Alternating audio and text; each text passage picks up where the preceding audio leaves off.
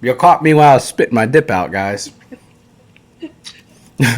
I tried to get it done before the song, but hey, it is what it is. Everybody, welcome to Sitting with Sean, episode number. You ready for this, Angie? You ready? 30. Woo woo! You're the big 30. That's awesome. Big 30. Yeah, and I have only had this YouTube up, or this podcast up for a few months, and we're at episode 30 now. I'm really excited. That's amazing. Ev- yeah, it's pretty awesome, man. I've had some cool guests on, but I got a really cool guest on today, and I'm super excited about it to hear her story and hear what she's doing. And I think you guys will be really, really intrigued with her story and with what she's got going on. It's pretty cool. This is Angie Berrett. Is that how you say the last name, That's how I Barrett? say it. Yeah. Ah, Woo! I don't like to throw people's last names off. But I met Angie over Facebook. She had posted up in this looking for a guest podcast page, and I was like, her story sounds interesting, and it fits right in the scope of what we're doing here. So Angie, I want to first off say thank you for responding to my message. Sean, thank you for reaching out to me. And thank you for your vulnerability that you're going to show. That's a lot of people have a hard time with vulnerability, and I promote vulnerability, so I really appreciate it. I So, I appreciate having platforms to be able to talk about it. mm, It has been such a struggle, or mental health has been felt so isolating for me. So having platforms where people are able to talk about it and come together is fantastic. So I love that you're doing this. absolutely, absolutely. So, Angie, would you like to give a formal introduction of yourself? Yeah. So my name's Angie Berrett, and my pronouns are she or they. I am, I'll give the quick version and then I'll go into the longer version. So I'm a child abuse survivor. I grew up to be a registered nurse, and I ended up marrying an abusive man. So I also have been through an abusive marriage. I worked as an emergency nurse for a number of years, but never could quite escape the pain that I had inside of me. And so, about 7 years ago, I ended up having a full mental breakdown. Actually, things hit rock bottom. I ended up checking myself into an inpatient psychiatric hospital. I was really on the verge of um, some really dark stuff, and started on a journey from that point to heal. And I became a trauma informed yoga instructor. I became a yoga instructor, and then I took a trauma informed certification. So I started teaching people how to do trauma informed yoga. And it was really interesting. Around the same time, I had two things kind of happen simultaneously. I was learning how to teach trauma informed yoga, which is very has some very big differences than traditional yoga. And at the same time, I was doing a protocol in therapy with my therapist that taught me about the importance of play. So all mammals are born learning how to play. We're born with our brains pre-wired for play.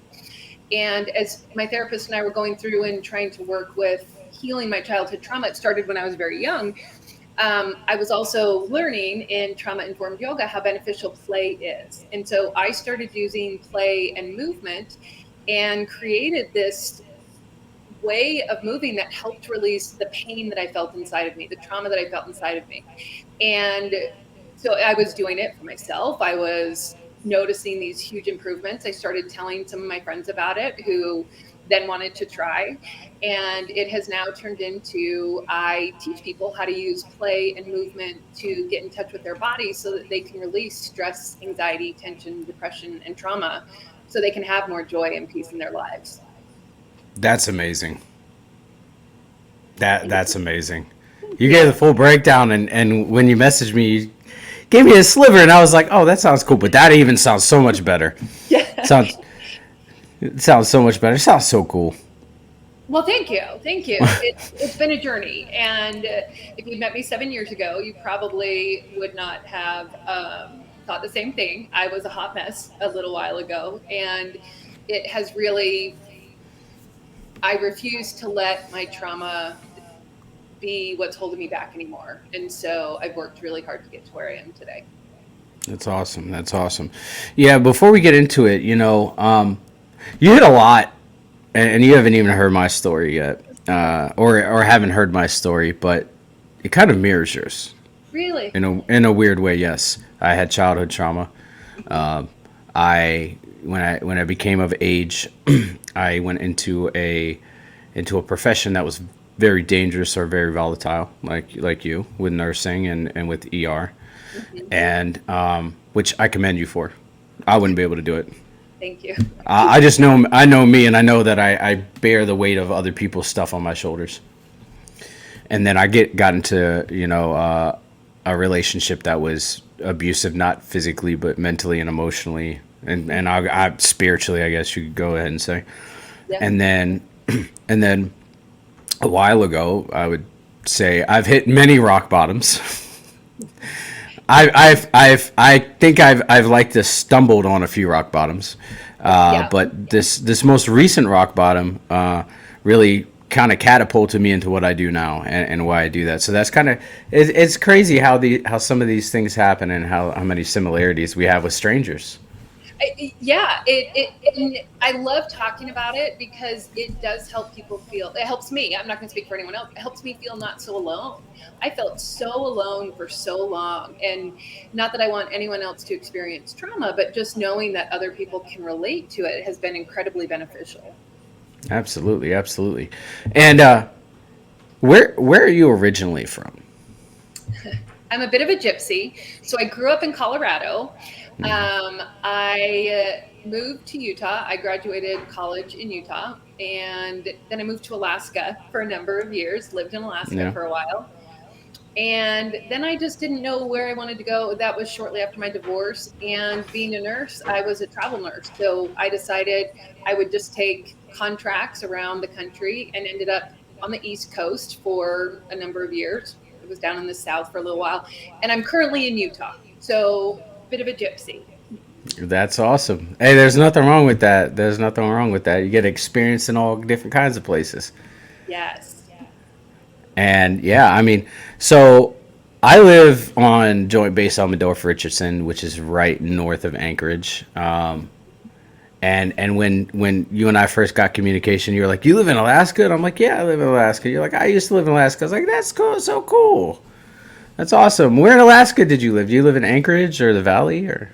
I lived in Anchorage. I Okay. worked at well, actually, I worked at both of the hospitals, not the Alaska Native Hospital, but the Alaska Regional and Providence Hospital. And I loved it. I miss it. So just talking with you about Alaska has made me homesick. That's where I claim I'm from. That's my home. That's where my heart is. Yeah, I notice, and I don't know if you know this, but there's a lot of people that come up here for vacation and just never leave. They like dead serious. They'll say they'll come up here for vacation and then they just say this is where I feel like I need to be, and they just never leave. And that's kind of what happened to me. That was what happened with me. Yeah. I just didn't come up for a vacation. I came up for a job. I'm still here. I'm still here. You know. So I do love Alaska. It reminds me of home. You know where I grew up at. I grew up in the mountains.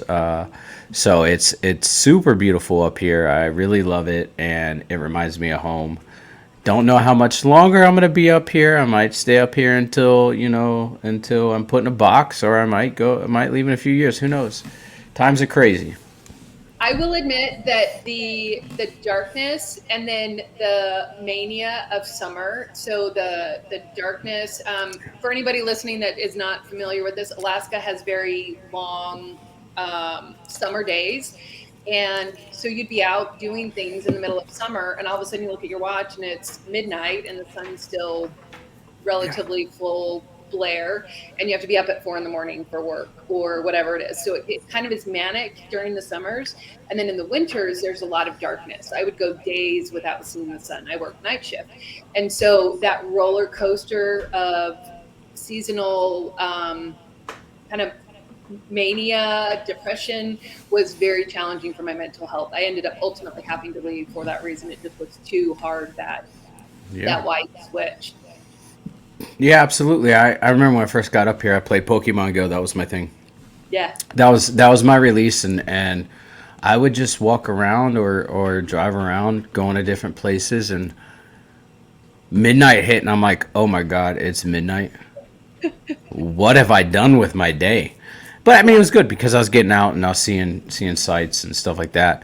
But on the polar opposite, winter, it's like I just want to stay inside. Hmm. You know, Hmm. and you hit it right on the head. A lot of people don't understand the thought or the reality of seasonal depression up here. It's bad. It's bad. Our highest suicide rates are in the right before the lights are completely gone, and then right as they're coming up, Hmm. which is crazy. It's insane, Hmm. and I can attest to that. But Yeah, that's a different story for another time. exactly.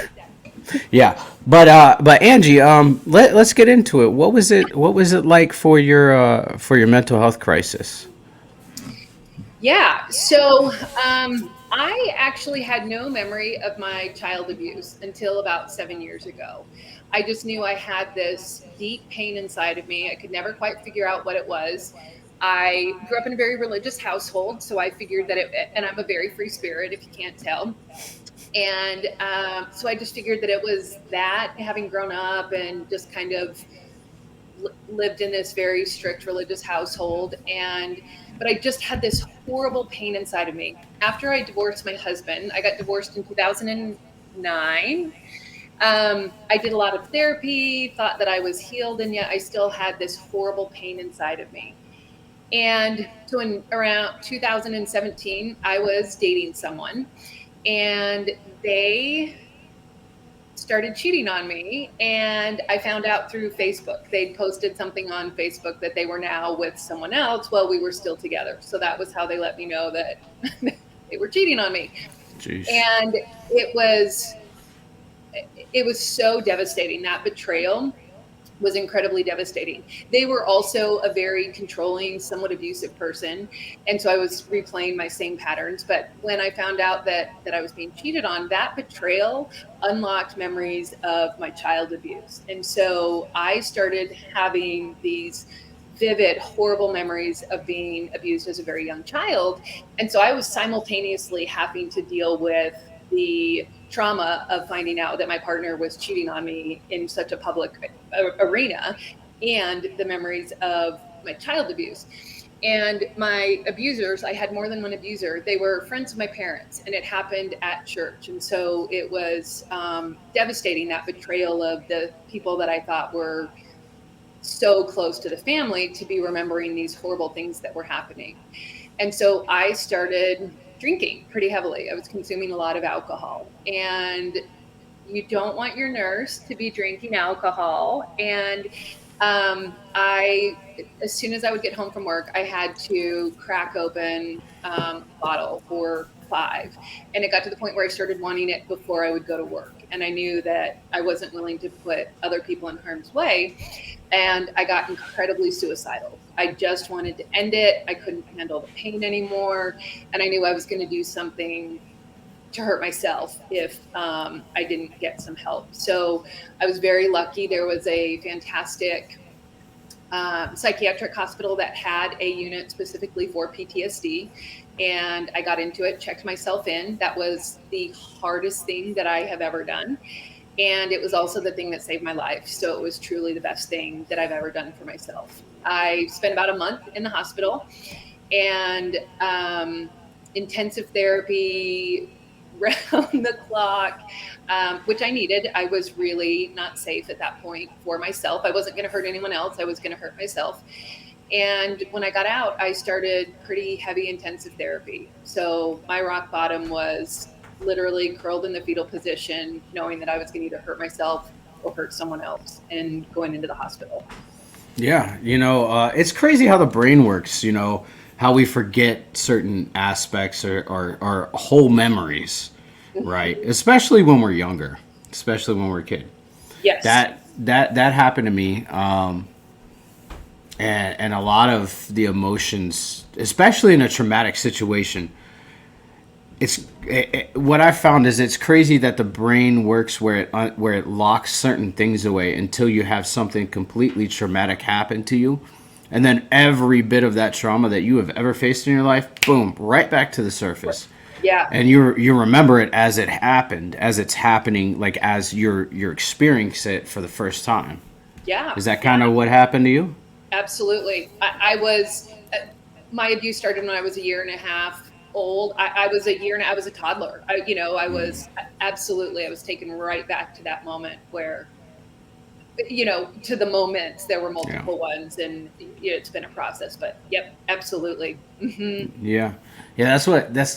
That's kind of what happened to me. Like I said, I've stumbled across some rock bottoms, and and every one of those rock bottoms, something new has come up, and it's like, how can this get any worse, dude? Like, so like my first rock bottom, I remember being a kid, and I'm okay talking about this now, but like being a kid and being in the bathtub and splashing around as a kid, and my dad comes in and he sees there's water on the floor and he just beats the shit out of me because I have made this mess on the floor. And I'm 4 years old. I'm 4 years old. I don't understand. I can't comprehend. Don't put water on the floor. So the kids do, So Exactly. Yeah. yeah, so that brought up a whole bunch of trauma, that I had put away in a box, way in the back of my brain, never to be brought out again, and something unlocked it. And every time something traumatic has happened, it resurfaces that trauma and the way that it affects you, and it does put us into some really dark places. Yeah, I've like you, I've been in a psychiatric unit, and it was the hardest thing. Mine came after a suicide attempt, and I woke up the next morning. I was like, I can't fucking do this anymore. Yeah. Like I can't live my life this way, because either I'm gonna get help or I'm gonna end this shit, and I'm gonna do it right this time. And yeah, it's fucking terrible. It's so fucking painful that it just is. I just wanted it to stop. I didn't care how it stopped. I didn't care. And the thing that made my therapist concerned is that I'm an ER nurse. So I know what ways are not the best, or I know how to do it. And so she was pretty concerned that if I was going to make an effort, it was going to be there was not going to be coming back from it. Yeah. So now some of the therapies that you went through while you're in the psychiatric unit, what were they? We did a lot of art therapy. Art therapy was really actually my favorite. That was incredibly powerful for me. It gave those little kid parts in my brain that you're taken back to. It gave those kids a chance, or those parts of my brain a chance to not have to use words. They could color, they could draw, they could whatever. So art therapy was a big one. We did a lot of group therapy, and then a lot of individual one-on-one therapy. Nice. I did some one-on-one therapy. I also did CBT. You know what CBT is? CBT was one of the types that we did. They did a lot of CBT teaching in our group therapies. Yep. I loved CBT. It was one of those things where, like, at the time I was like, oh, this is bullshit. But now, doing what I do now, I look at it, I'm like, that's black and white thinking. Okay. That's all or nothing thinking. See, this is interesting. I didn't like CBT. I was like, nope, this is not for me. I feel like I'm lying to myself. This is bullshit. I'm not doing it. I really struggled with CBT. It was very challenging. And now that I work with movement and play, if I'm able to release some of that fucking pissy anger that's like, nope, that's bullshit, that's not true, then I'm able to do more of the CBT type, like reprogramming of the brain. But just sitting and doing some of the activities, I was like, no, I'm not doing this. It doesn't work for me. So that's interesting. Yeah. I like I said, I hated CBT when I was going through. I was like, yeah, it's garbage, it's just bullshit. This can't help me. But like now, doing what I do, I'm like, it's totally practical in every fucking way. It's totally practical in every way. I do have to say that sometimes, though, based on people's nervous systems, so this is where it gets into my intuitive movement coaching. This is what I Hmm. do for work. Some Hmm. people have to have the ability to release that energy that comes up when you are doing CBT. So, for if anybody doesn't know what CBT is, it's cognitive behavioral therapy, and so it's working to um, actually do actions even if you don't necessarily agree with it or believe in it, to change that thought process. You just have to do it sometimes over and over and over to change that thought process. But for some people like me, I have to be able to like be punching or be kicking or be doing something like that in order to actually really allow my brain to let that energy go because I'm so resistant to it. So it does make sense. And some people have to have an outlet to release that buildup of what's coming up as they're trying to do it because it can be really uncomfortable. Absolutely. Um, Another question is how hard was it to quit drinking after that had become your coping mechanism to deal with the stress and the trauma and all that stuff? How hard was it for you? Um, I I went on medication pretty quickly once I got in the hospital, and so I was easily able to switch over to anti-anxiety medicine. Um, Mm. I just needed something to make the pain stop, and alcohol was what I had at home. So once I got Yeah. on medication and was able to have some more regulation and control of that, I didn't struggle to stop drinking. In fact, drinking for me is somewhat more triggering. When I was little, I was given alcohol kind of as a way to dissociate and disorient me, and so alcohol was in fact creating more trauma for me. It was sort of numbing me, but it wasn't really numbing me. So I actually felt better going off alcohol because it was tapping back into memories of more of the abuse that I experienced. Yeah. And much like you, I used alcohol as a coping mechanism. But I'm that person, it's all or nothing. Like I'm either gonna drink until I get drunk, or I'm gonna drink until I pass out. And I used to tell people like you don't know the real me unless you see me out drunk. And I thought that's who I was because I associated that version of me with this perception that I have. But the reality is that's not who I was. It was a mask. Yeah. It was a bullshit mask I put on. And when I started getting sober, and I've been sober almost 3 years, I'm excited. Fantastic. Amazing. Once when I started getting sober, it was an alcohol problem. It was I use that to cope. I use it to cope. I use it to cope.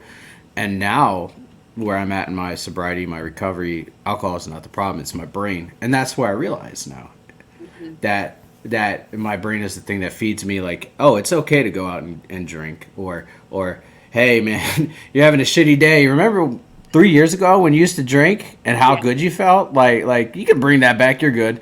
And every time that I relapsed, I told myself, hey, you're good to drink. You're okay to drink. And that's that repetitive cycle of lies that I've told myself and I've fed myself. And I'm so glad that I don't have to tell myself that today and be like, hey man, like you can drink and that's okay. Because I fucking know who I'm. I I'm not a nice person when I drink. I know this. A lot of people aren't. It brings out that it lowers our inhibitions and it lets those things out that we can't normally let out when we are sober. Yeah. Yeah. Now I get to look at that and say, you want to see the worst version of me? Like, that's what you look at. I'm the best version of myself today, and I'm was the worst version of myself, and I'm so glad that I have that. So yeah, I wanted to see what it looked like to you. I was never a heavy drinker. I grew up, I said fundamental Christian. I grew up Mormon or LDS. So I didn't act, I was actually very active LDS until I turned 30. And so I didn't drink until I was 30. And so by then I already had my nursing license. I already, was relatively a grown up. So I was never a heavy drinker.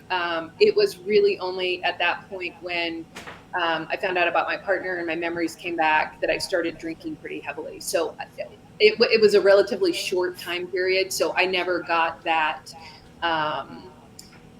physical connection to alcohol that people get who had been drinking longer. I started drinking, and within 2 months, I checked myself into the hospital. Well, I'm glad that you did. Well, thank you. I By the way, say again. I said I'm glad you did too. By the way, Thank you, thank you.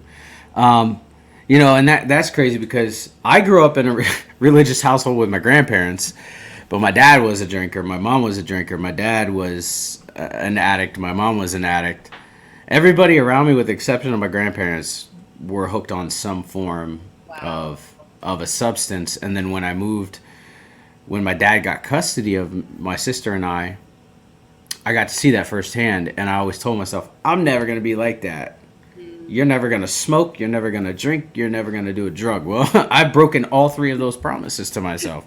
Yeah. Uh, and that's crazy how addiction works, just from the side of the fence that I'm on. But and how like so how somebody that I deem as normal, because I see you as normal, yeah, I mean, but what I see as normal and where I've been in my life, we're kind of the same though. Like, you realize that alcohol was not your friend, and you were able to say, hey, fuck no, not doing this anymore. I'm done. I couldn't say that. I had to go into rehab, Well, yes, and I do think that truly, because I didn't start drinking until I was older, and by that point, I already had my nursing license. There was a heavy responsibility on me, Yeah. so I didn't get that connection to alcohol. I will admit, and you're one of the few people I admit this to, so everybody who's on this podcast, I don't admit this incredibly often. I had a problem with narcotics, with pain pills. That was, for me, what was, after my divorce, that was what was really, that's what I liked more so than alcohol. Alcohol, just, I didn't feel good with. But pain pills, those I liked. Oh, So I can relate to the addiction. My addiction was just something else. yeah. And that one I did have to withdraw off of and taper off of, and that one did. But so I can't relate to the alcohol. I can relate to it in terms of pain pills. Mm-hmm. Yeah. Yeah. And here's the crazy part for me is, like, I got to a point in my life where I was starting to test around with different drugs, done cocaine, acid, you name it. I've done it, with the exception of injection or a pipe. And I looked at that and I said, I like it too much. I'm going to get addicted. But I was drinking and I was already addicted to alcohol at the time. How maddening is that? That's insane. So here's what I think. I think that for most of us who have some level of trauma, and I think, to be honest, most people in this world have some level of trauma, I think we need an outlet. We need some sort of release until we get to the point where we're able to learn healthy outlets. Like, you have your drumming. We were talking before the podcast. You have your drumming.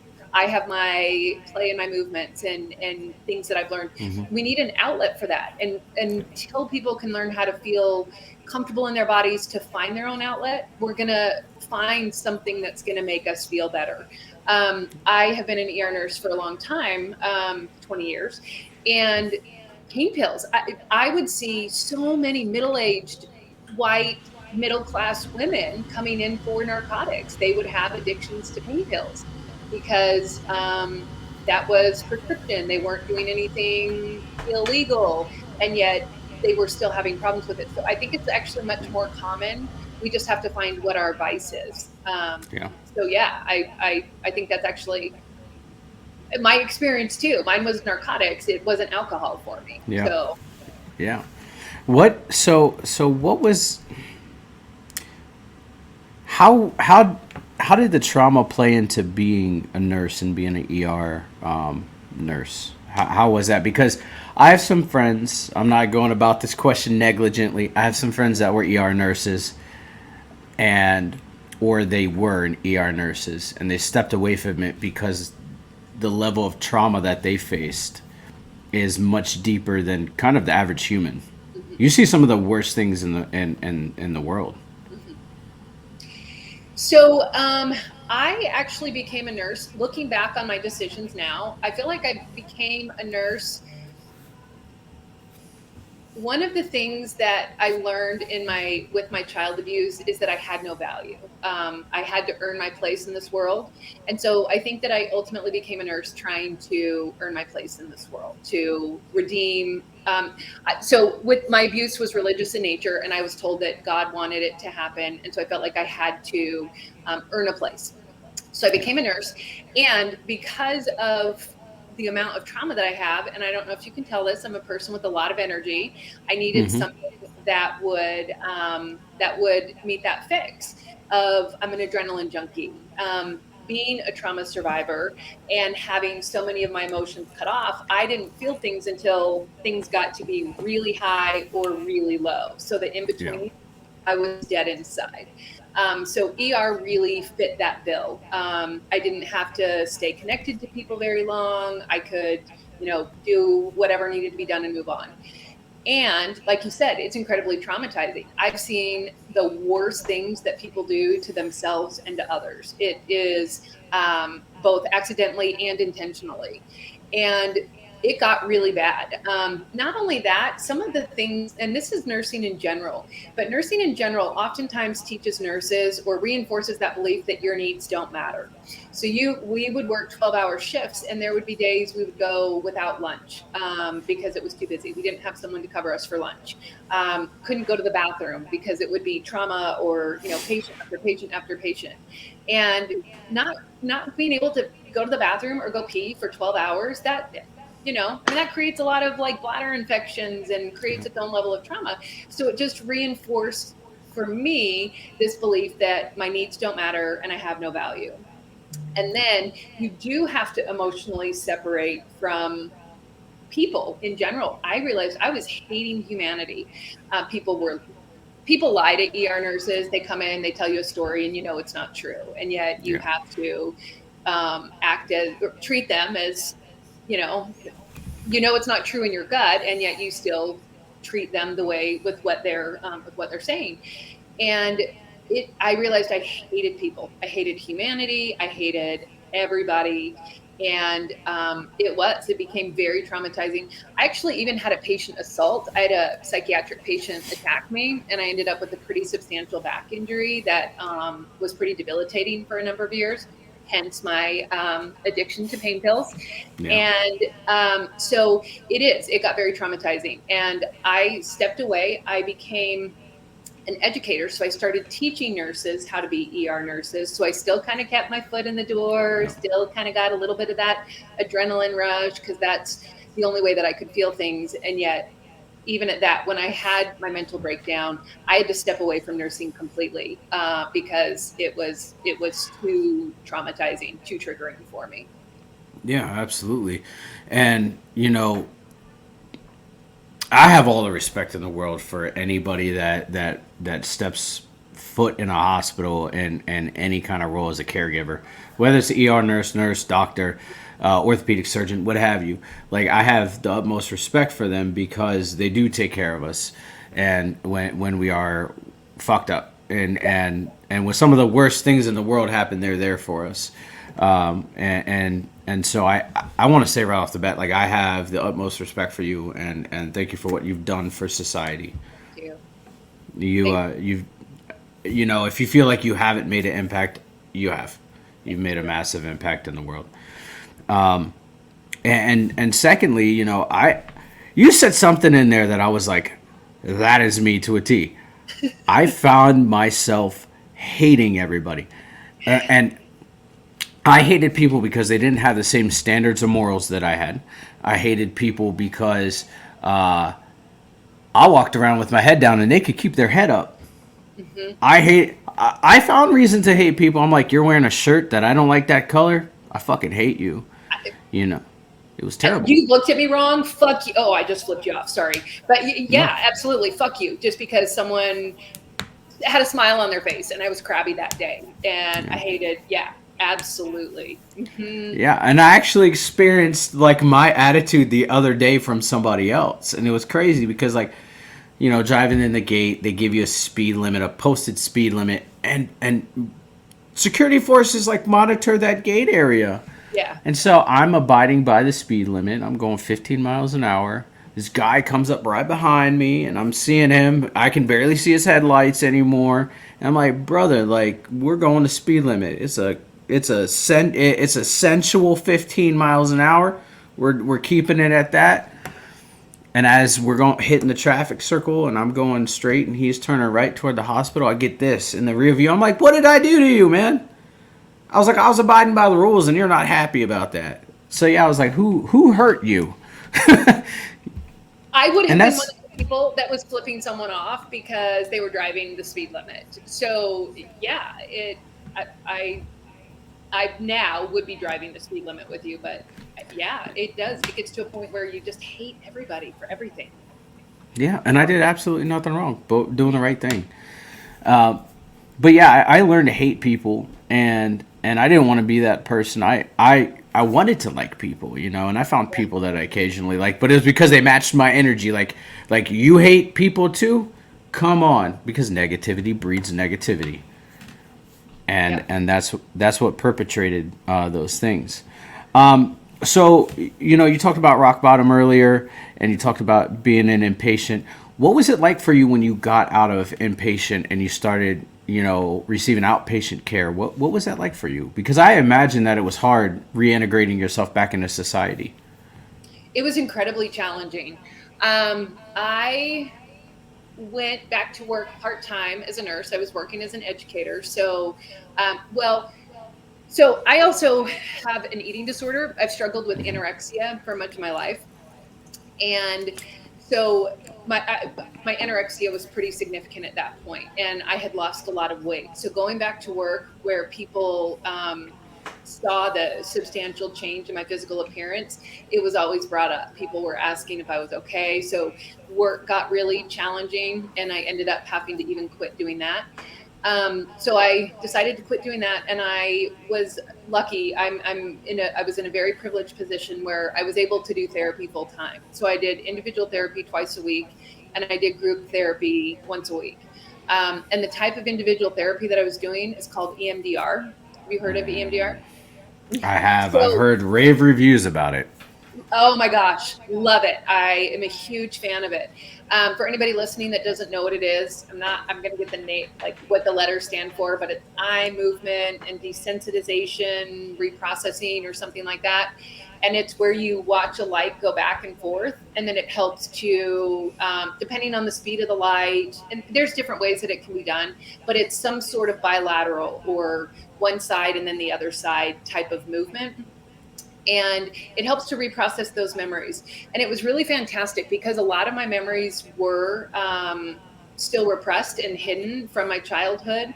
It helps to bring out some of those memories, and then it can help to make the pain less uncomfortable. So I was doing EMDR twice a week, and then I was doing group therapy with a group of women who were also or are also child abuse survivors. So we were able to process through some of those emotions together. So it was pretty intensive.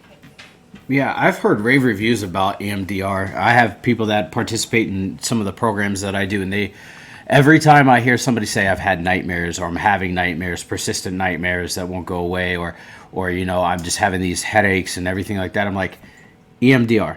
And EMDR. I haven't done it myself, but that is the most commonly used therapy up here. I myself did trauma induced therapy, which I don't know if you've ever heard of that. I haven't. What is that? Oh, it's rough. It's rough. Okay, so I don't suggest it for anybody. It's essentially how you process things, but you take an incident that is pretty traumatizing. The first counselor that had me do it, she was like, pick a time where you could have died. There's a lot of them. Okay. And the second one was, my counselor I have now, he's like, pick a time that was most traumatizing to you. So in between those two, I picked it. But what it is you write a brief synopsis about what happened, just a paragraph, and you read it out loud. And then the next session, you write down a in depth of what happened.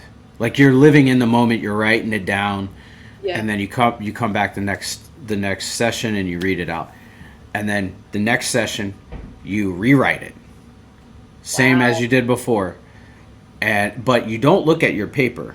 Uh-huh. You rewrite it as you remember it, and then the next time you come back and you read it, and then the next time you rewrite it again, and so you're at number four now.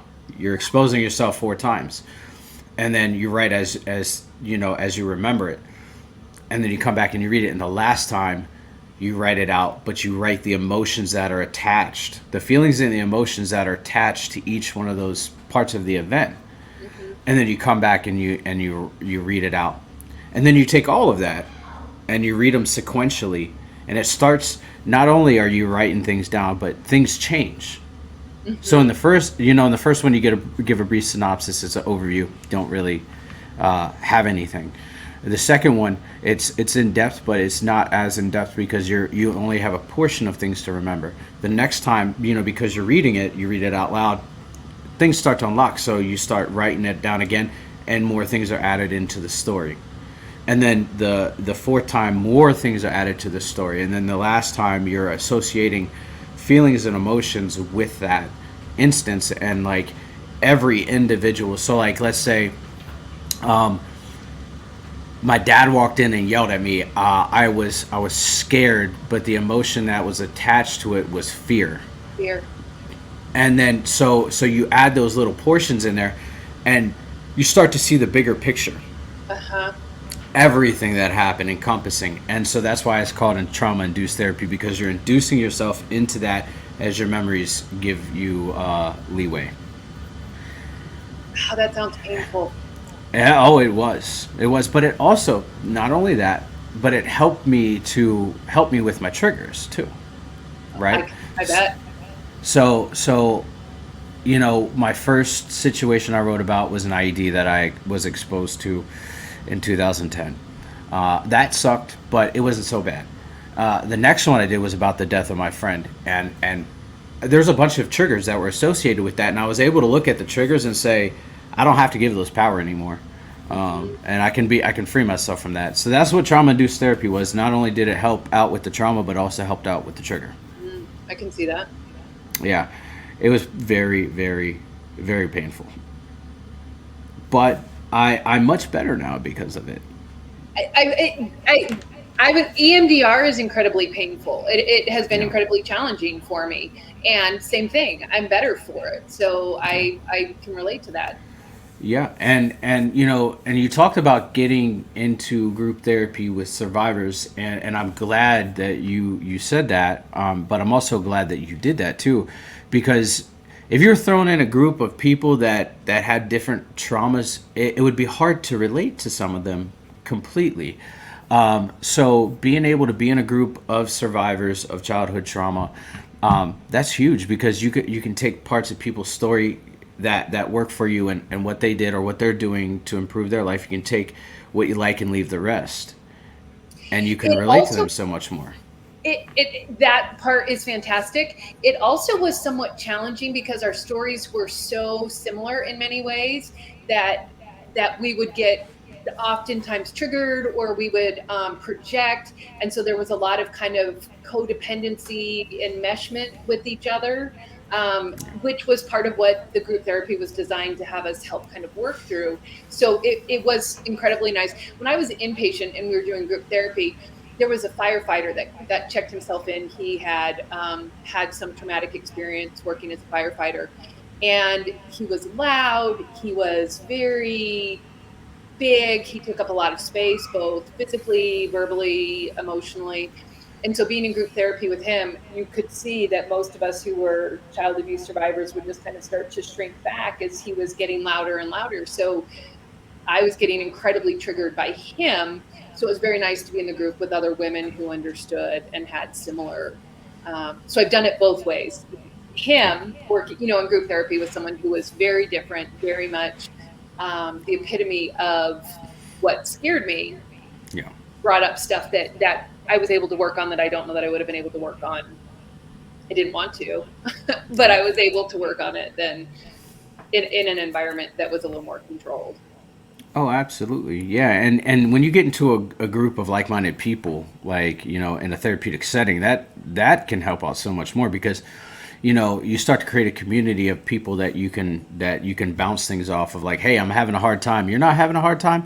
Okay, can I talk to you for a second? Because I trust you, because we've been through the same thing. That's Hmm. why I do veteran stuff, because I'm a veteran. I've been through a lot of the same stuff that all of my participants have been through. Uh, Not the same thing, different, but in the same way, we all process the same way. We all process with either substance, anger, or violence. Hmm. Hmm.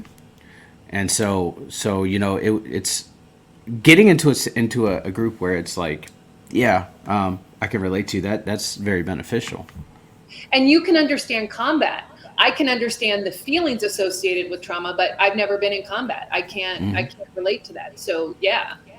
Yeah. And one thing that you hit on earlier about being in the ER and not having some of those outlets to take care of yourself. One of the other things is that on top of all that, from my understanding, is that there's no aftercare. There's no self care preached. It's just go home and I'll see you tomorrow.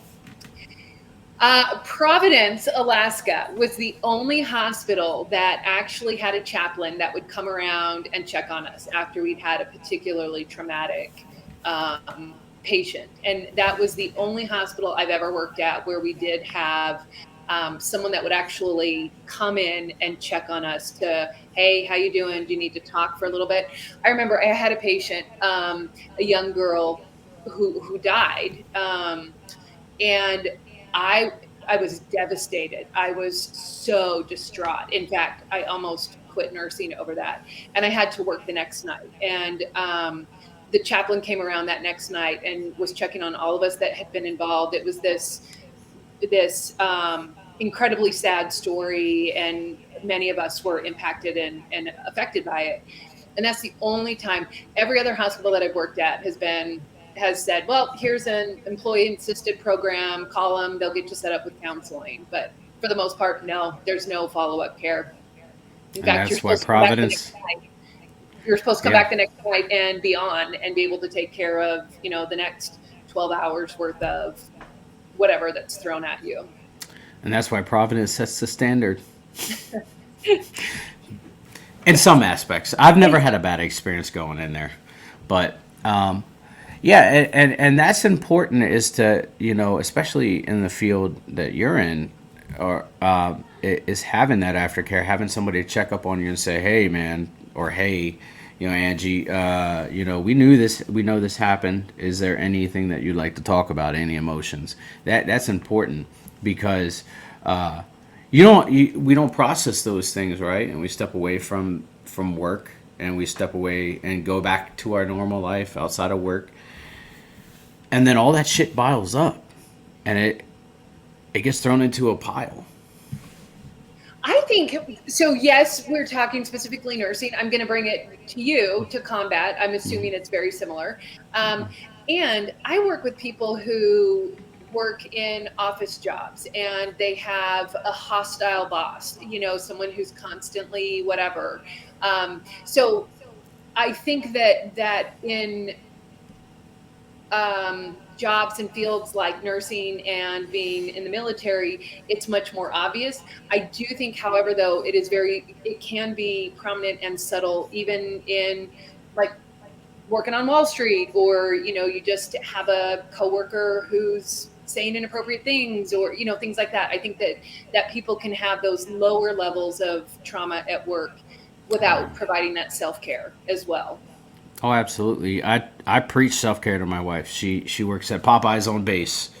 She works 13-hour days, Anybody and that she. works in customer service definitely needs self-care afterwards, because Oh that can yeah. be very traumatizing. Yeah. Oh yeah. And I'll sit with her and I'll say, hey, I mean sitting with Sean, but I'll sit with her and I'll say, hey, how was your day? And she'll say, not good. I'm like, well, I'm here if you want to talk. And normally when I say that, it's like, let's open up the floodgates. And I'm Yes. like, do you feel better? And she said, no, I don't feel better, but thank you for listening. That's all that matters. That's all that matters to me is she's able to release that, get that out, and let it go. And if she chooses to sit on it, she chooses to sit on it. And that's because I believe in self care. I believe in and processing through your shit that happens in your everyday life. Even if it's just driving down the road and you see somebody that flicks you off. This is where it gets into a lot of the work that I do. Because the way that our bodies are built, our nervous systems are actually, when we go into some sort of fight or flight, and anytime we feel threatened, stress, anything like that, our body is actually amping up to get us ready to run, to fight, to flee. Think of animals in the wild. We have the same nervous systems as them. And so what do we as humans do? Like you said earlier, we stuff it down, that energy, but yet our body is actually producing energy, getting us ready to run, to fight, to flee, to whatever.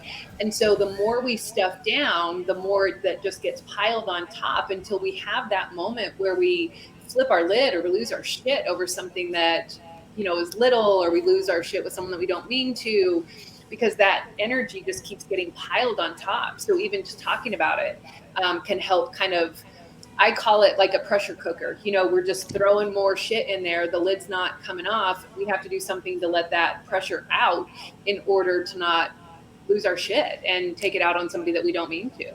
Oh, absolutely, absolutely, and that's a lot of the problem that I think as society that we face is that we don't process through these things because I know for men, and I can only speak for men. For so long, we're told, don't talk about your feelings because you're a man and you're not supposed to have feelings. You're not supposed to have emotions. And if you show those emotions, you're weak. And if you're weak, you're not of any use to anybody. And so now that society has kind of opened up this thought process of, hey, talk about your feelings, men. It's like, how do I do that? There's no formal training. No, there's not. It's painful, and just being told, yeah, you're gonna feel like shit. Yes, you are gonna have this energy. Yes, it's fucking painful, and it's normal. Is so beneficial. So having people like you who are talking about, yeah, it's fucking bullshit. Having people like me who are saying, yeah, it fucking sucks. Yeah. Having been through what we've been through and gotten to our dark points and come out of it, it is incredibly beneficial. And the first thing to do, this is going to be my suggestion, I don't know what yours is find someone that you can talk to about it. Even if it's not a family member, even if you don't want to go into therapy, just someone that you can say, hey, I feel like shit today. Start small, because it is hard. I can say as women, or what I was taught growing up, is that women are supposed to multitask. We care for the home, we care for the family, we care for the kids. We, have all these things to do, and our needs come last. And so having feelings and emotions was just not something that was modeled for me. Yeah. I completely understand that one. I do. So moving forward. Yes. Dance therapy. Movement therapy. Sorry. Yes. I got stuck on that thing I sent you earlier. Yeah. I'm stuck in that. Movement therapy. What is that all about? Yeah. So I actually am a movement coach. And so about 3.5 years ago, my body started doing these involuntary movements. The best way to describe it is, I feel like I was a spring, and I was twisted so tightly, and my body just started untwisting. It was involuntary. I couldn't control it, and it became very painful. In fact, I still have it. I'm just kind of every once in a while, you might notice my jaw start shifting. That's because feeling it build up. But so my body started doing this involuntary movement that I didn't have much control over.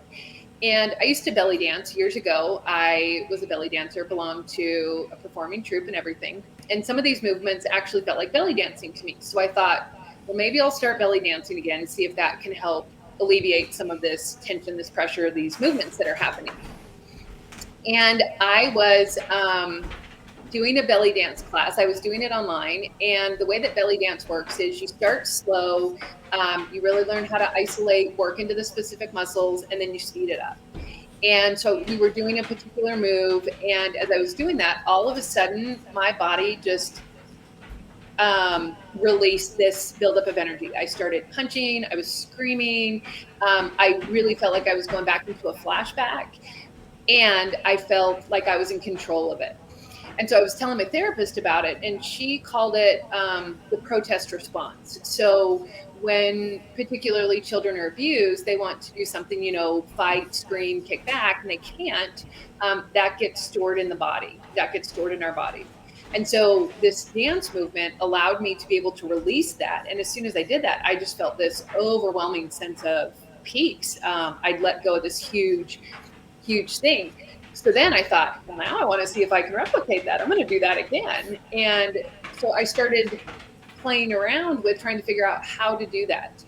And for me, and what I teach my clients now and work with clients on is we do a lot of imitating animals. It is incredibly beneficial to take ourselves out of the human experience, because then we start to associate our brain with it too much. But one of my favorite moves is to pretend like someone's an octopus on roller skates. So if you imagine that you have 8 limbs, each one with no bones, and each one has a shoe with wheels on it, how would your body move?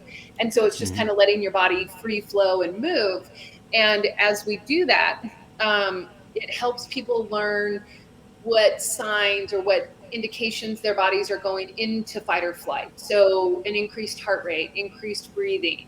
And then we'll find a movement that helps settle your body down. So what's a playful movement? One of the ones I like to do is pretend like I'm a sea creature, just kind of floating on the water. And so it's learning how then to settle your body down. And by using play, it takes someone out of the human experience. But like I was saying earlier, we're born with our brains wired for play. Think of how kids learn, think of how puppies, like we have that. That's something that we are just born with.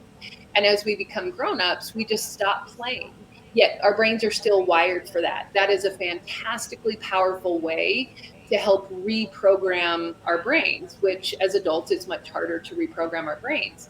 So play and movement releases some of that buildup of energy that we talked about when you're having some sort of traumatic experience, or even that chronic low-grade stress of somebody like nagging at you all the time. We stuff those feelings down. So finding ways of play and movement helps to release that, let that stuff go, so that you can sit, or it is easier to sit with the emotion of fear or anger or whatever. Anger is a hard one for me, so that's why I come with that one. Anger is incredibly challenging for me to sit with, because it makes me terrified. Anger, I feel fear rather than anger. I can't really tap into that. And if I do some sort of playful movement, there are different things that I work with people on. I can then sit in anger and be angry. I can be fucking pissed at what happened to me. Whereas I can't do that unless I have released that energy, that fear, that sense of not feeling safe before I sit in that emotion. So it's incredibly beneficial because it helps to release that. It takes us out of our human experience to pretend that we're something else, so that we don't have to be so in our brains. It gives us the opportunity to be in our bodies, to feel. One of the things that I've learned working with people is that we are not connected to our bodies. Our brains control most of what we're doing, and yet our bodies are what are receiving all this sensory input from what's happening around us.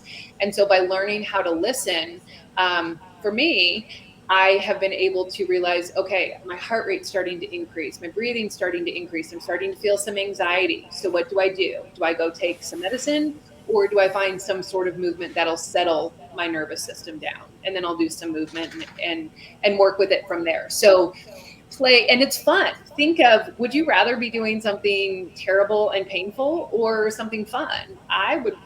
It's a fun way to release some of this trauma without having to actually go into the experience. Play, you don't need to know what happened. You don't need to know why you're angry. You don't need to know why you're fearful. You just let those emotions out. So it takes some of the heaviness out of trauma therapy, because trauma therapy and life are just heavy and painful. And it's a fun way to release some of that shit so you don't have to hold on to it as much. Oh man, that sounds insane. That not insane, and I mean insane as in a good way. In a good way. Yeah. But to me, that sounds very interesting. You I know, will I looked for something as I was going through this. Because I knew I needed something. There are a couple of things out there, but they just felt more traumatizing to me, and I couldn't find anything. So that's why I've created this. This is kind of like my. I've created this because there was nothing out there like that. yeah, you know, and it's wild because like in normal therapies they say stay inside yourself and sit with it, but you're advocating of getting outside of that, and I like that There's. because Oh, go go ahead. ahead. No, no, go ahead. No, I was gonna say it has. To me, it sounds like almost like you're tapping into something that's outside of yourself, or I guess aligning chi in order to be able to release some of these emotions and these feelings into the atmosphere. I was going to say I describe it as really kind of almost primal. It's more tapping into the animal nervous system, letting go of the mind, because the mind is going to tell us a whole bunch of shit that we don't need to know at that moment. And it's learning how to feel. And feelings and sensations are uncomfortable for many of us. Even ones that are supposed to be positive ones, like happiness. Happiness is very uncomfortable for me to feel. As I started doing this, I realized I wasn't feeling my feet. I thought I was feeling my feet, but yet when I would stand, did I actually feel four corners of my feet? And I didn't. And so learning how to tolerate even sensations in my body was play was incredibly beneficial for that. It was fun to help do that. It was not heavy, and that's what I needed. I think it's very important to step outside of your brain because, like you said, our brain tells us things, and it'll feed us that information. It's like, man, this is fucking stupid. And you don't get as much out of it, like if you lead with your brain and not your heart, you know. And if you say, if your brain continues to say, "Oh, this is dumb, this is stupid," you're not going to get anything out of it. And so I think stepping outside of that mind and really stepping into those animalistic mentalities will help out a lot. It does, and it is. It's.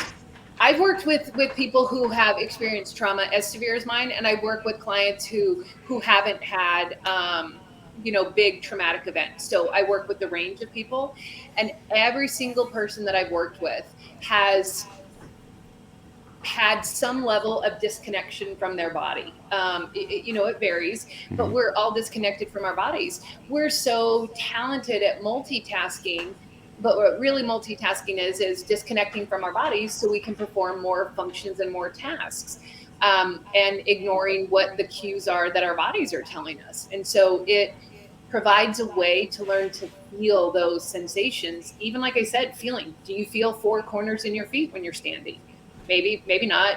I mean, if you have no sort of medical problem that would preclude you, or like some sort of nerve damage.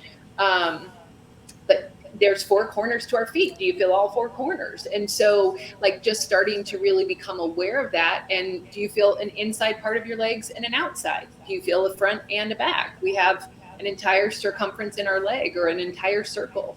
And so it's learning, it gives a space for people to be free to experience sensations without the mind fuckery that comes, like, oh, this is, you can't do this, you're stupid, you're not worthy, whatever those negative beliefs are that we have. It gives an opportunity to kind of step away from those. That's amazing. That's pretty awesome. Thank you. Give yourself a pat on the back because that's pretty awesome. Thank I you. advocate for pats on the back. So you also spoke about trauma induced, or not trauma induced, but trauma yoga. Yes. What's that about? Yeah. So trauma yoga is, let me back up. Traditional yoga, and there's all different variations, lots of different stuff. Traditional yoga, it's oftentimes very structured, very regimented. depending on which type you do, and once again, there's lots of different variations. Trauma informed yoga is more space or freedom to explore different ways of moving.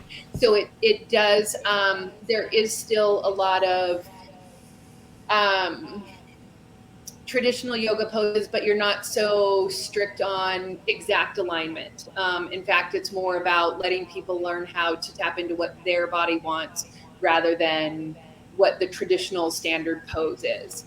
Um, for me, doing breath work is actually very triggering. Like listening to people and doing breath work takes me back to some of my childhood trauma. So working with the breath can be very uncomfortable for me.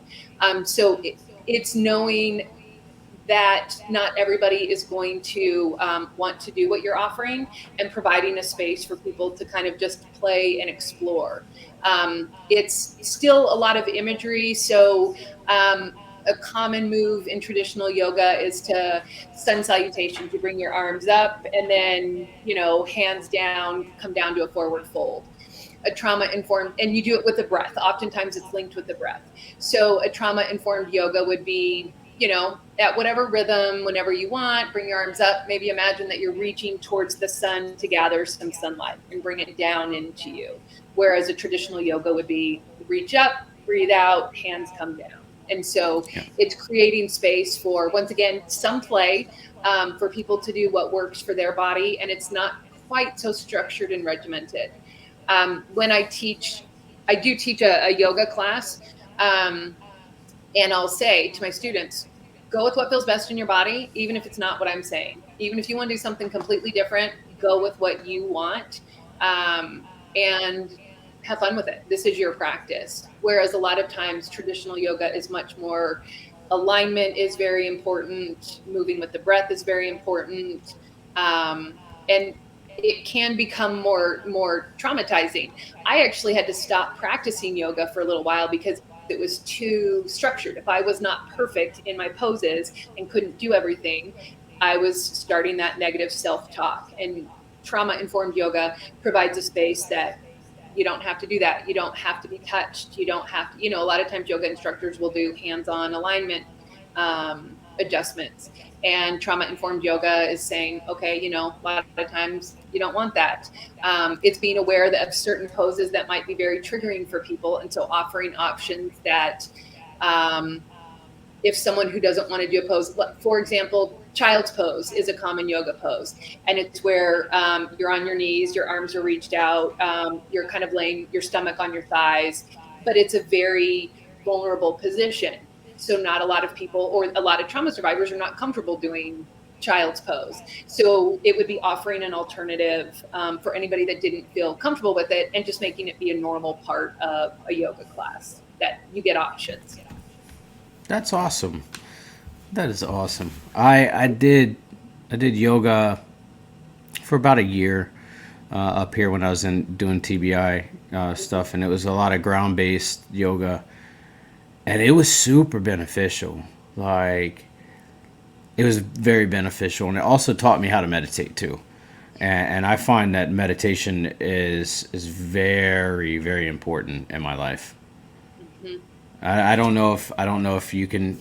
I know a lot of people say, "Oh, I can't meditate because I can't sit still and my brain doesn't shut off." Is that something that you kind of deal with? Yes. So to that, I say I'm one of those people. And it's entirely normal. A lot of us, it's nervous system based. So for a lot of us, we have nervous systems that are always going. And so sitting is actually more triggering, traumatizing for me.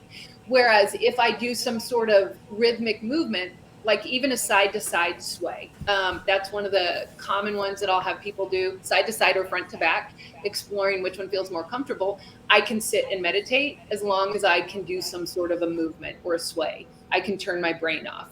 But if I have to sit still, I can't meditate. And so that's one of the things with trauma-informed yoga. And even what I do is finding movements that do bring that sense of relaxation so that the mind can shut off. Meditation doesn't have to be still or stationary. There can be moving meditations. And for people who struggle to sit in meditation, try a moving meditation, because those are much easier for those of us who do have that amped up nervous system. Yeah. It's entirely normal for many of us. Yeah, the way I meditate is I lay flat on the ground. Got a pillow under my head, pillow under my legs, Yeah. because that kind of eases everything up. I got a blanket on top of me, and then I listen to guided meditation, Mm-hmm. and sometimes it's a body scan, other times it's an imaginary thing, where I imagine myself somewhere. Yeah. And my wife actually walked in on one of my sessions, came home from work in one of my sessions. She thought I was dead because I wasn't moving. Because you were so still. Yeah. I was so absolutely still. And she's like, I don't see how you can sit for an hour at a time and do this. And I was like, well, first off, I'm laying for an hour at a time, okay? I'm not sitting, because for me, sitting is uncomfortable. I can't sit flat against a wall and with my legs crossed because it's very uncomfortable. But Yes. laying down works for me, and it's one of those things where I can tap into everything that happens inside of me. Here's something that a lot of people don't know, and I don't know if maybe you can attest to this, but you can actually heal parts of your body through meditation. A lot of people don't know that. You can heal a headache through meditation. You can heal a body ache through meditation. It's just breathing through it. That's what they say. But, just going down and being able to look at what hurts. I mean, obviously you can't heal a broken leg through meditation, but some of the other things that ail you, like the aches and the headaches and stuff. And that's where that learning how to connect to your body is so important. And once again, normalizing that not everybody can do it laying still. I can't. I'm one of those people that being still, actually, my brain starts wandering. I get really agitated. If you can tell, I've been talking with my hands the entire time. So for me, I can do that as long as I have some sort of movement. But it's quieting the mind to tap into the body. And so for people that is very uncomfortable with, learning how to do that through play is so powerful. That's why I do what I do, is because it does help people. And then it makes it much easier to lay or to sit in stillness, because you don't have that buildup of Yeah. shit. Yeah. But you can, absolutely. You can, once you make that mind body connection, incredible healing can occur. One of the things I found that helps with me too is that if I'm walking, like I'm going on a walk in a park, just being present in the moment is meditation enough. I was going on a walk with a big group of people, and I kind of jumped in front and got ahead, and one of the people that co-facilitates with me sometimes, she met up with me and we were talking, and she was like, you don't seem agitated at all. And I was like, I'm not. And she was like, why? I said, because I'm being present. And she was like, well, what does that mean for you? I said, that means that I can feel everything, and I can see everything, and I can sense everything. I can smell everything. The roses smell alive. The flowers smell alive. I can smell this dog shit on the ground. Like, I can feel every bit of everything. If there's a sound that comes outside of the average thing, I feel it ripple through my body. And she was like, seriously? I'm like, yes. If you are present in the moment, you can feel things ripple through your body that you would never imagine. Mm-hmm. I don't know if you experienced I'm that. going to jump in here for just a minute, and that's because you've worked at it. That I'm sure you didn't just go from zero to being able to tap into that, right? No. So for people who maybe don't have that connection to their body, walking meditations, that's one of the ones I recommend a lot. And as you're walking, maybe notice as your heel strikes down and then your toes strike down, and then pick up and notice the next heel and the toes. And so starting small, just knowing that we all start somewhere, learning how to do that. And as you keep doing that, it's going to get easier. And then maybe you'll notice your legs, and then maybe you'll notice the wind in the leaves, and then maybe you'll start noticing this. It gets easier to notice all those other sensations, because most of us have to start somewhere. We are very checked out and disconnected from our bodies, which is fantastic that you can do that. I have to be moving in order to be able to do that. So the fact that you can do that laying down, I'm envious of, quite frankly. Yeah, I actually, when I started doing meditation and yoga and stuff, and like halfway through it, I looked at my yoga instructor Yogi, and I was like, "Why do my palms burn?" You know the answer. I was like, "Why do my palms burn?" And literally, you could see just this red mark in my palms. And she was like, "You're learning to harness your chi." Uh-huh. And I had done that so long before then. Like I had meditated, didn't even know it was meditation. But I was feeling this and it felt like a teardrop in my hand. And I was like, "That's what I'm doing?" She's like, "Yeah." And some of the people are like, What do you mean?" And I said, "Give me your hand." I put my hand on their hand. They're like, "Oh, dude, what?" And it surprised them because of being able to do that and being able to return to that. That is the one of the most amazing feelings I've ever felt in my life. Is just, it felt like everything was rushing through me and out, and like every bit of anxiety, pain, suffering, all that was gone at that moment. And then I stepped out of that room and it all came rushing back. Yeah, right, right. Yeah, yeah, but I am a huge advocate for meditation and yoga and anything that is not normal to traditional therapies, because there's so much untapped potential, like for the person, the client, the person that you're working with, to really escape out of that. And there's no one thing that works for everybody. There's no one there's no key that says here, it's going to fix all your problems. No. So that's why I advocate for it. That's why I love music therapy, and I know Joe Schmo down the road may not be musically inclined, so it's not going to benefit him. Mm-hmm. There are so many I guess if nothing else, know that there's so many options out there, as ways of healing, that it doesn't have to be all heavy. Music therapy, movement. And if there's something that you want that isn't out there, create it. There, you have an experience, you have lived experiences that other people have not, that puts you in a position where you can maybe bring something new into the world to help. Music, I'm not talented with music, but I can move. I can, I can shift my energy and my chi through movement. And so there are so many things out there. It doesn't have to all be heavy and painful shit. There can be some joy and some happiness with different modalities. Yeah, absolutely. Absolutely. I agree 100%. Now, what does self-care look like for you right now? Um, Self-care for me right now is a hot Epsom salt bath. That is one of my favorite things. A pedicure. I love to get pedicures. I don't like being touched oftentimes, but I can handle having my feet and my legs touched and massaged. Um, and I have a dog. So for me, self-care is her and I going out in the mountains and hiking with no one else around, and just spending some time with my puppy. And I'm sure that your dog can pick up on when you're starting to go through some shit, and she can be there to comfort you. So I got her. She's a rescue, and I got her shortly after I got out of the hospital, and I got her just really for companionship. And as I was going through my therapy, she actually could tell when I was in a flashback, and was the only thing that could pull me out of flashback. So we worked with her and trained her. So she's now actually my official service dog, and is trained to, when I do go into flashbacks, she just intuitively knew how to do it. And so we worked with her and got her a little more trained. And so now she is my service dog, because she does know when I need her. That's awesome. That is awesome. I have a Great Dane. She's a horse.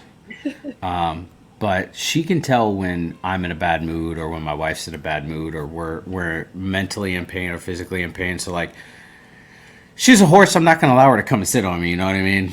Like, but she'll come and she'll pop her head on my chair, Yeah. and be there for me to pet her, and that's a form. And or she'll sit at our couch where my wife is, and just be there as a guard for her. Yeah. And it's awesome. We rescued her too. She was She was in the basement of a house in Homer for 4 years. Yeah, and when we got her, she was very malnourished, and my wife drove 8 hours, 4 hours down there, 4 hours back, just to bring her so that she would have a better home, and Yeah. she does, and we love her to death, and yeah, we're not getting rid of that dog. No, I'm not getting rid of No. mine. Yeah. Ha. No, hell no. No, so much so to like the point where like she won't sleep in our living room. She sleeps at the foot of our bed.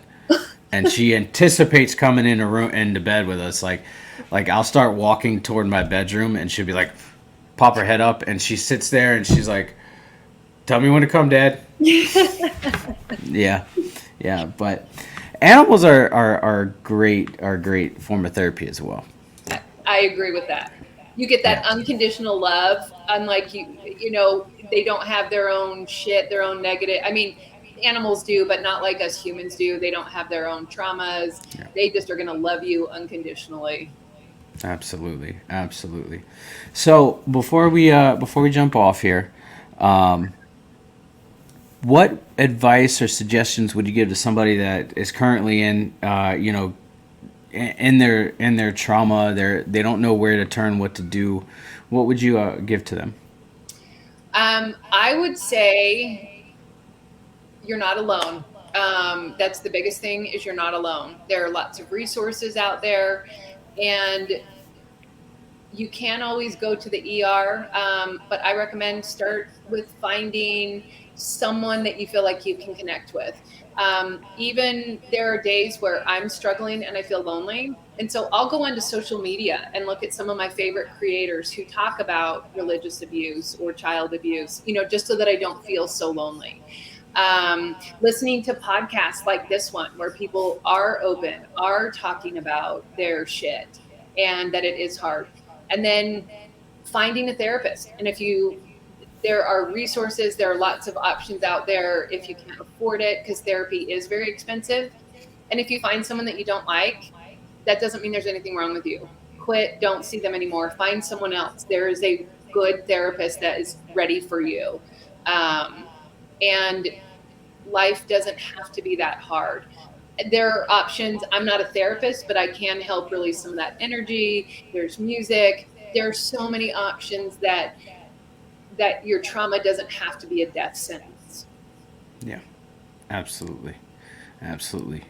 So Angie, where can we find you at if we got people that listen to this and like that's interesting, want to check it out? Where can we find you? Yeah, so my website is angieberrettmovement.com, and just know I spell my last name Berrett.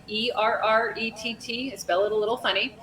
And you can get to all my social medias, but all my social medias are Angie Berrett Movement, whatever variation. Instagram, it's all one word. Facebook, it's both. But my website can get you anywhere. And I do also have on my website, if you feel like you're going to lose your shit and you really are at your wit's end, I have a free less than 5 minute movement practice that you can do when you feel like you're going to lose your shit. So if you need that, it's a play movement. It's fun. It's a great way to release some of that buildup stress. So angieberrettmovement.com. That's awesome. That's awesome. Thank you, Angie, for being here. I really appreciate you, and you're a remarkable human being. I hope you know that. Oh, thank you, Sean. Thanks for having me. I've enjoyed this so much. I just realized how long we've been talking. I've had you on for quite so long. And everybody, thank you for listening if you're still with us. Yeah, everybody, thank you for listening. Thank you for being here. Angie Berrett, I'm glad to have you on the show. I'm glad to have you as a part of the Sitting with Sean family. You're always welcome to come back. Thank you. Thank you. And I would love to. and everybody, until next time, much love. Be good.